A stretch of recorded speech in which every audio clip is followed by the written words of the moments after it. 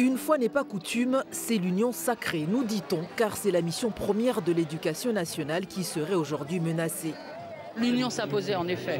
Quand on attaque à ce point l'éducation nationale en supprimant encore des postes, c'est-à-dire en aggravant les conditions de travail et d'études, il est évident que là, il fallait se rassembler.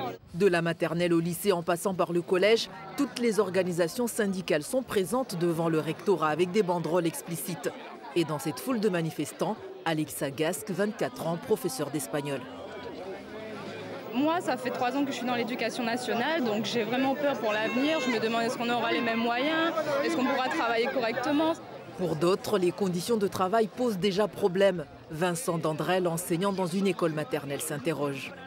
Sur certaines écoles, les centres aérés du mercredi, qui sont pilotés par le ministère de la Jeunesse et des Sports, ne donne pas son aval pour accueillir les enfants dans ces écoles-là.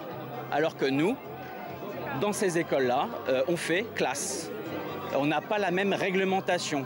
Pourquoi, comment ? Les questions et les revendications ont été présentées au recteur qui a reçu l'intersyndicale pendant 1 heure ce matin. 200 personnes environ suivent ainsi ce mouvement de grève nationale. Je crois qu'il est temps aujourd'hui de montrer les invraisemblances des discours actuels qui sont tenus. On nous dit que c'est de la valorisation du métier, on nous dit qu'on est mieux considéré, on nous dit que l'éducation nationale est une priorité.